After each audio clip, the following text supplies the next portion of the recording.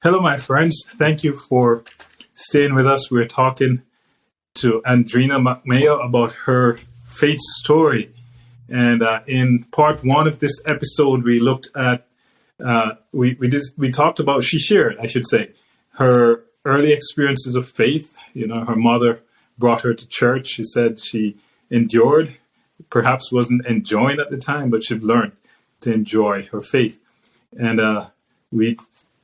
she told us about her first diagnosis with cancer and the challenges and how she overcame. But later on, late 2022, the cancer showed its ugly face again. But Andrena has a certain strength, and her faith is carrying her through. This is a unique experience and a story to tell, and one reason why we decided to do this podcast, right? Because we want to be a source of strength and encouragement to you out there. So, Andrena, let's pick up the story now. Late December, was it? Yep. Yeah. So, from I would say early October, I started experiencing some pain in my chest wall. But I was back in the gym and lifting weights and stuff, and I thought maybe, that's what was causing it. Yeah. Because I did have like some radiation scarring.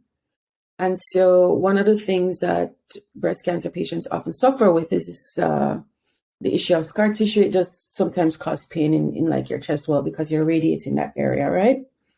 Right. Anyway, towards the end of October, I think it was October 20th, the pain had gotten really bad. And well, what I thought was really bad at the time, I've come to learn that it can be much worse. Anyway, on October 20th, I went to the emergency room, was basically told, hey, we're not seeing anything. They did a chest x-ray, which wasn't sufficient for diagnosis anyway. Was sent home, told to take Advil, and was told, hey, it's something muscular. And truthfully, I was hoping that it was muscular as well.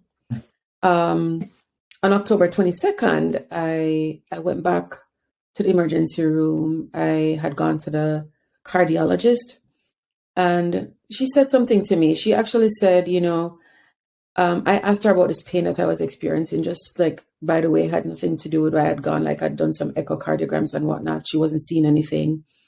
And I said, well, what do you think? And she's like, you need to do a CT. Anyway, I was kind of feeling annoyed and like, boy, don't want to go back to the emergency room. It just takes so long. Anyway, I drove home, and by the time I drove home, I noticed that it became like, because I went to see the cardiologist in a different city, so about an hour away. Yeah. And by the time I got home, I noticed that it had become difficult for me to drive.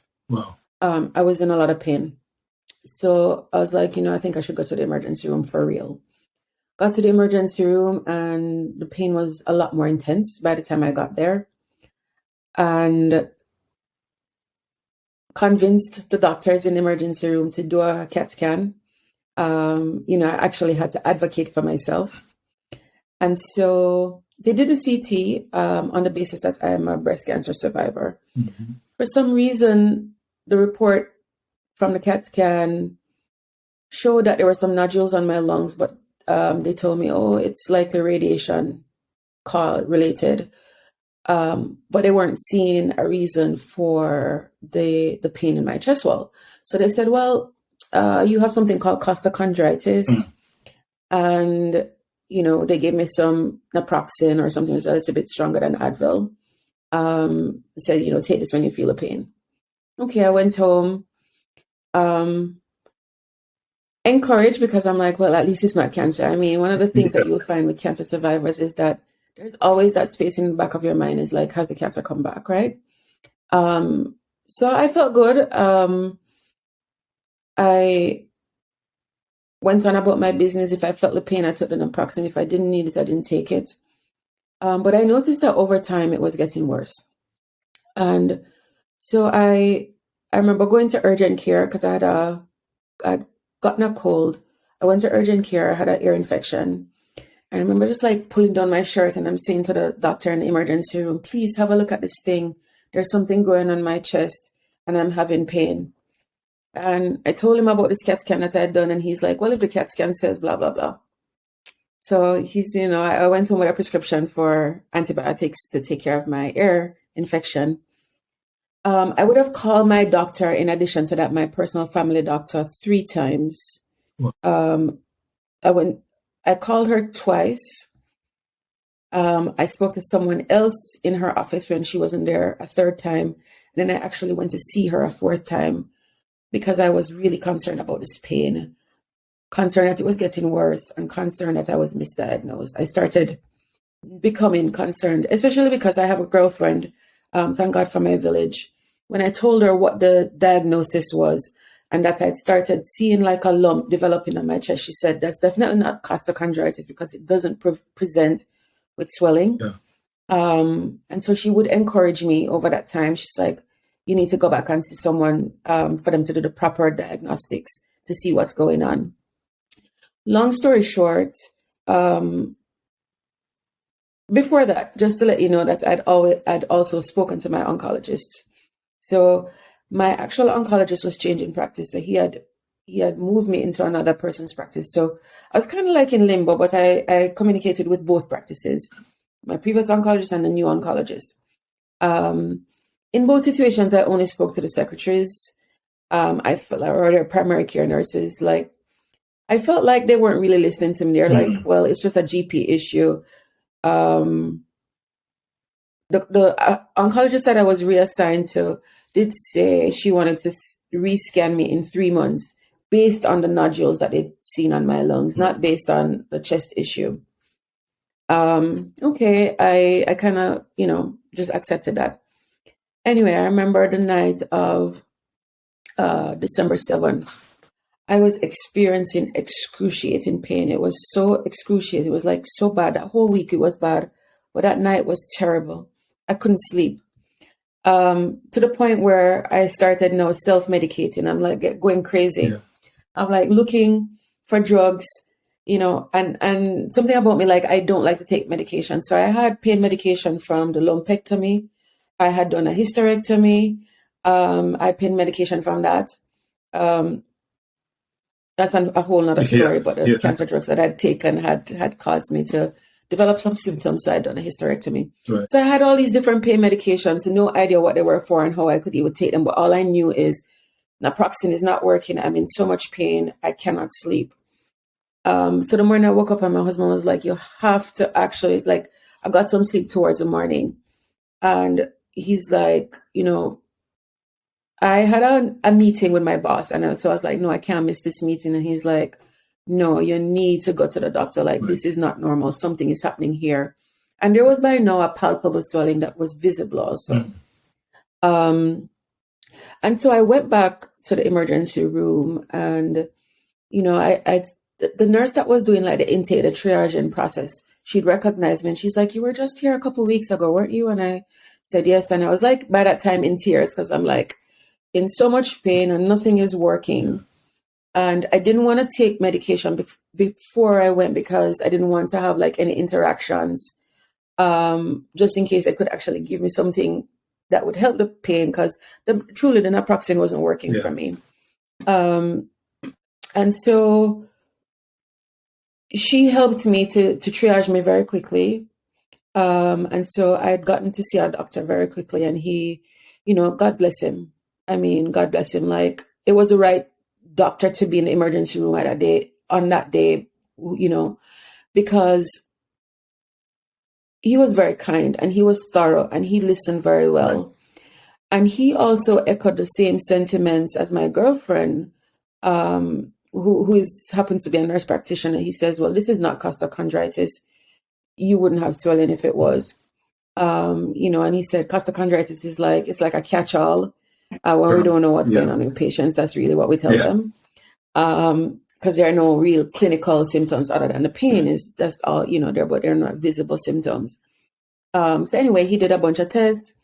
And I'd come back with one score that was kind of high, suggestive of probably like an embolism or something. I knew it wasn't that, but I was like, okay, fine. If that's what he's gonna use to get me to do another CAT scan, I'm just gonna be like, let's do it. Like, he's like, I need your permission because you were only scanned like 6 weeks ago. So on that basis, he did another CAT scan. Within half an hour of that, he said to me, Andrena, the findings have come back and it's not good news. So that was December 8th. I called my husband, and I told him he wasn't too far away. I'm like, hey, I don't have good news. The cancer has come back, because he had dropped me to the hospital. So he came and that's how I found out. And then, by the end of that day, my oncologist is calling and she's like, well, we have to get you to do a biopsy, and she's scheduling that, and did the biopsy to confirm that it was in fact cancer, of course. Yeah. And it's so good that you've done your own research. You've been through cancer before, so this time you weren't going to take any answer. I'm thinking because that perhaps if you did not migrate to Canada, then it would have been a lot worse, because all this happened, and there's a healthcare system that obviously have its issues because they are not moving as fast as they should. But the Lord, through his providence, knew that you were going to have these issues, and he helped you to come to Canada. Early on in the episode, in part 1, you mentioned that there were little issues with transitioning and acculturating to the new environment in your family. But God knew. And so sometimes when we have problems, there's a bigger picture in play that God is working on. That's my take. I don't want to put words in your mouth, but here I agree. Here's the thing, like, Canada was not planned. Yeah. Canada was like, what Jamaicans would call buck-ups. How I got to Canada very quickly is that a friend of mine had migrated from Jamaica to Canada. Mm-hmm. And he had come back into the office where we worked together. So he was a colleague. And I said to him, by the way, how you get to Canada? And he said, they have a program, blah, blah, blah. Left it there. I didn't speak to him after about it. And, a couple years after, he actually texted me and said, Dreens, they reopened the program, and this is going to be the last cohort of this program. This is the information. This is what. And like, I wasn't planning on that. I'm just like, okay, I'll apply. And it was not an easy process, to tell you the truth. It was very difficult, but I was able to get all the documentation together to apply. So I felt like you, to be honest, I felt like God had a plan for me. Like, he knew what was to come even before I had any idea, And the truth is that, Troy, in my entire life, there are so many testimonies that I have that are very similar, where I can just see God's hand in my life, doing things that have to be, only divine, workings is what can explain them. And so, yeah, absolutely. Well, so I know bits and pieces of the story. And so I'm going to ask a question and set up the discussion this way now. So I know you also advocate for natural alternative treatments. You've had your episode with pharmacological cancer treatments and the side effects you endured. And this time with cancer, you decide, you know what, I'm going to go the road of alternative treatment, at least, along with the regular treatments. And so I want you to explain to us how you decide on going that path, or tell us the story, because it costs and it's not offered as it should be in Canada or the United States. So take us on that path and how the Lord worked it all out. Yeah, a couple things. So first of all, listen, the doctors told me based on their medicine I had this great prognosis. here I was 3 years later after being stage 1, which I said early detection matters. So I was early. Stage 1 is the earliest stage. Well, there's something called stage 0. But stage 1 is considered to be very early. I did everything they told me and cancer still came back. That's the first thing. That's strike 1. Strike 2 is that I was so sick during chemotherapy and after. Like, I never felt like I got over that. Like, my body never recovered. Like I mentioned earlier, I had to do a hysterectomy. The drugs were so brutal on my system that, you know, I ended up doing a hysterectomy. And then I developed hypothyroidism, and I just felt unwell. I felt, largely speaking, unwell. So when everybody that has gone through this knows this, once you're a breast cancer survivor, the fear is that it will come back and you're going to be stage 4. That is the fear. And the reason is that stage 4 breast cancer, according to Western medicine and conventional medicine, is incurable. Right? Right. So it's considered terminal. And we know that in this community, we know that, right? So it wasn't news to me when the doctor told me that. But I'm going to tell you something. It was news to me. It was shocking to me, or it was, it caused me to freeze a little bit when I saw it beside my name. I remember the day I'd gone to her, she'd filled out some forms and she put beside my name, the prognosis is incurable breast cancer, in brackets, I think she said terminal.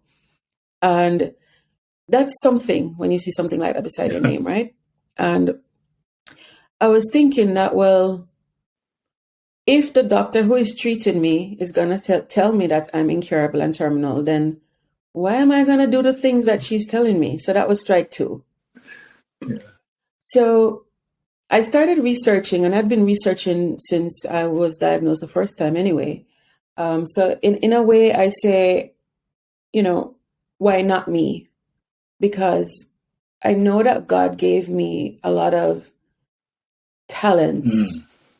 I will read medical literature, and not a lot of people will do that. Like, it takes some practice, and you have to constantly be researching the words that are mentioned and things like that. But I will read the medical journals. I read the alternate treatment programs. So I had developed a wealth of knowledge, and I'd come to the decision that chemotherapy is not what is going to, or just the conventional medicine is not what's going to provide me any form of healing.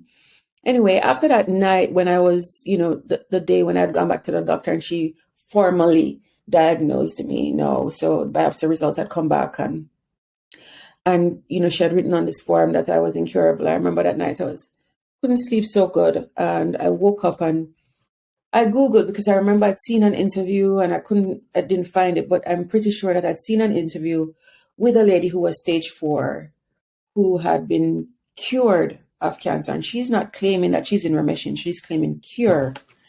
And so late that night, I searched and I found it. It was done by a guy called Chris Work. He has a program called Chris Beat Cancer. He has a website and lots of books and lots of videos and testimonies of people who've used alternate treatments. So his program is really geared towards that. He'd use nutrition himself to heal himself. I believe it was colon cancer. So anyway, I found the interview, and it was the interview was with a lady called Shannon Knight, who had, it's eerie, but her situation is almost exactly like mine. Where the doctors told her she had costochondritis. She had the swelling in her chest wall similar to me. Estrogen and progesterone receptor positive similar to me. Stage 1 first, that came back as stage 4 3 years later. Very eerily similar. And she mentioned some treatments that she had done in Mexico. And she felt very strongly that this was what resulted in her having a successful outcome. And she's still alive 12 years later. So this was like 12 or 13 years ago. I actually spoke to her. I found her blog, I spoke to her, and she's very, she was very, I would say, God bless her. God bless her for sharing her story, because I'm telling you, it is very difficult to find any examples of anyone Another reason why you're sharing who have experienced this kind of cure. Yes. And I remember when I met her, I actually met her when I was in Mexico. I'd signed up on her website and she had called me. And when I met her, I actually started crying. And I said this to her. I'm like, I don't know if you know, but what you're doing is so incredibly powerful, because it gives hope. I had started feeling so hopeless. When you see something like incurable and terminal beside your name, it causes you to feel hopeless. And so that was kind of like what led me to Mexico. I actually went to the same place that she went to, a hospital in Mexico called CMN Hospital. Well, because we're going to get there. And I know we don't have all day. I could sit here in this chair and listen. We're going to get there. But how did you get to Mexico? I want to, because I think your fundraising of itself was a miracle. And I want you to tell us a little bit about how the Lord worked it all out. There's a psalm that says, Psalm 55, verse 22, cast your burden on the Lord. Because getting to Mexico seemed like a mountain in your way. And you needed the faith for that mountain to be moved. So if you can speak briefly about how you raised the funds to go to Mexico. I will.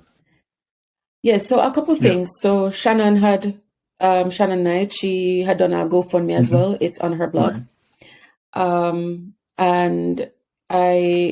she mentions God on her blog a lot. So that was encouraging to me, because, she mentioned that she had ended up this place. How she told me how she found that institute is that she Googled like something like Catholic or church-based hospital alternative treatment programs in Mexico. And so that's how she had found that place. They're definitely believers. And so I remember the day after, and I called my sister and I said, I'm going to go to Mexico. I feel like God has placed it on my heart that this is what I'm supposed to do. This is the only person I've found. I just feel like God is just directing me to this, down this path. And I explained to her, I said, Krisha, I know that unless it becomes a lived experience, it's hard to explain to someone, why would you want to choose alternate? And I'll give my sister a lot of credit for acknowledging that she doesn't know any differently. And so she was going to have faith in what I was saying would be my path, as well as she was just going to support me and love me through whatever choices that I made. And we discussed, and she says, well, take that off of your She's going to take it over. I'm going to do it for you. And I mean, she started that process. We did a video, and I remember saying to her, you cannot release this video. You cannot release the GoFundMe as much as we don't have enough time. Because she was like, this was like just before Christmas, and we were trying to target going to Mexico like the first week of January. So we didn't have a lot of time. And, but I was very... Because your kids and yes. Yeah, so I was very concerned about my children, and we're in the middle of exams. And I'm like, absolutely not. It doesn't matter. Like, I'll delay going to Mexico if I have to, but I felt like I needed to make sure that they were okay. And that, we told my children before I said it to, I announced it publicly. Obviously the GoFundMe is going to be public. The children were going to find out, right? So anyway, we waited like an entire week. So this is like December 8th that I was diagnosed, the 15th. So just before Christmas, I think, is when we actually published the GoFundMe. And here's the thing. I remember when we were researching places to go in Mexico, before I actually had found Shannon's actual blog. So I seen an interview, but in that interview, she didn't say where she went. Her blog, I found afterwards, which details like where she actually went for treatment. But before I'd found her blog, I'd started researching like places to go in Mexico. And I remember one of the places that we'd research, it was like $20,000 US. And I'm like, oh my God, where are we going to find $20,000 US right now at such short notice? And then, to make things even more complicated, my husband comes back and says, this is not where you're going to go. He wasn't comfortable. And oddly enough, he had found CMN, and then he was convinced that that is where I was supposed to go, even before I found Shannon's blog. Right. And then when I found Shannon's blog, it was like she went to CMN as well. I was like, this is crazy. So anyway, I just felt like this is where God wanted me to be. And so we started this fundraiser. For now, instead of $20,000, for now, $45,500 US, right? Which is like 60,000 Canadian dollars. So even more of a tall order. Well, I'm here to tell you, Troy, that I've never seen anything like this in my entire life. Like, there was an outpouring of love. People from my prep school, my community in Santa Cruz, high school, university, people I've worked with, people I don't know, just showed up, and they showed up in droves, and people were supporting me, and we were able to raise all of that money in less than 3 weeks to go to Mexico. I remember when Jomo said to me that so here's the thing about my husband, he's an introvert, and he doesn't have a lot of strong opinions. He usually lets me just have my way, usually. But for some reason with this thing, he had very strong opinions. And I just said, I feel like the Holy Spirit is telling me I need to submit as the first thing. And that he was speaking through my husband to me that this is where I should go. So I was like, God, I'm just going to be obedient, and I'm going to follow what he says. And so I bought my ticket when we had like maybe $3,000 in the GoFundMe. And I remember I made a video and said, this is going to be a faith walk, because I have no way of paying the $45,500 US right now. And so this is going to be a faith walk. And there is no other way to explain it other than divine. Right. It's God showed up for me in ways, in a way that was just like indescribable. And you mentioned, we're going to take a break in a moment, but you mentioned how there were some gifts of $10, and there were some of thousands of dollars. Yes. Any one in particular that stands out still in your mind? A couple things. So I got a contribution of $6 from one of my daughter's friends. So these are children that, one of the things I was kind of notorious for was being Andrena. And I would go to pick up my kids from school, and then there are 10 other children that I'm taking home. And, I always had children at my home, always had children with me. And my house was always a place where I felt like I would, it was open to all these children. I love kids. And so, when I saw Aria's friend, he donated $6. He's in university, and I imagine that his $6 came from his sacrifice. For sure. I'm sure he has like a very specific budget from his mom. And, he's going to school in the States. His mom is in Jamaica. So I know how tight that must be, right? As financially, it's demanding.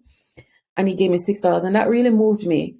But there are two other stories. So I have a friend who I grew up with in Santa Cruz. They actually lived across from us. And he found out the day before he had surgery. Right. The day before he had surgery. Before he had surgery. And he was due to have a surgery. His mother told him the night before. Yeah. And I remember he said, going into surgery and getting out of surgery, the only thing that was on his mind was me.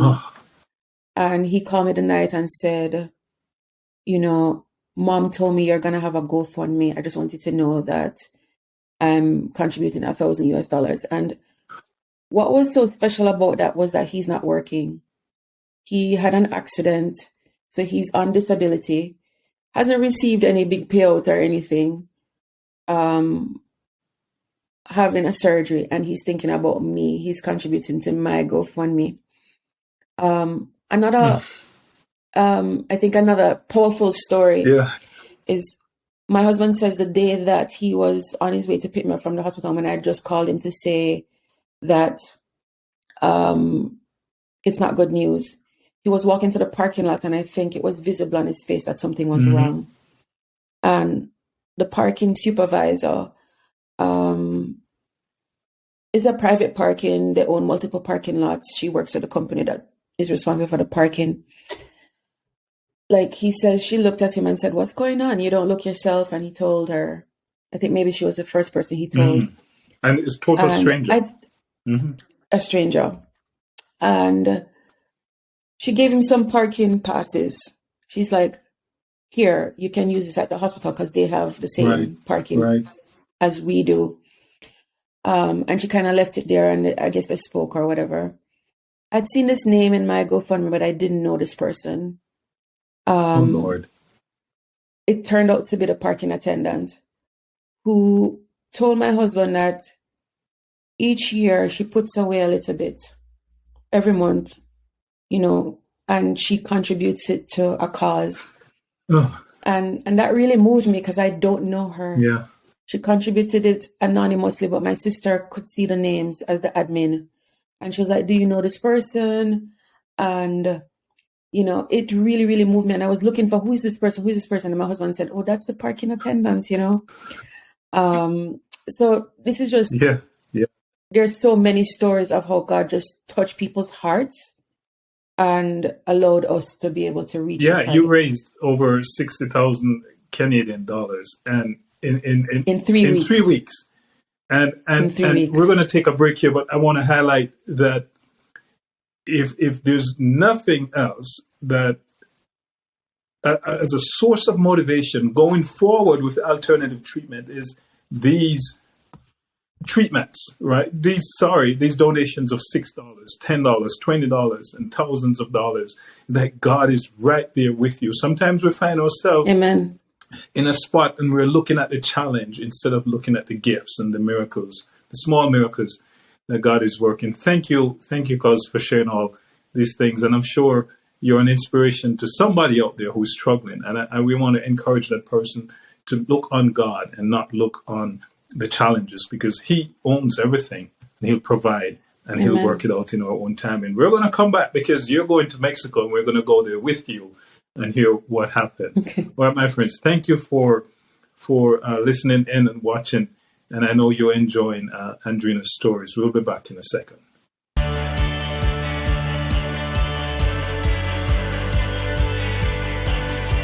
Thanks for listening to Cultivate Your Faith. We cultivate our faith by feeding on the Word of God. By sharing, we receive. By receiving, we grow. Will you share as you have received? Join us next week as we continue our journey. Go to CultivateurFaith.com to sign up to our email list, subscribe for new episodes, and find the resources mentioned in the show notes.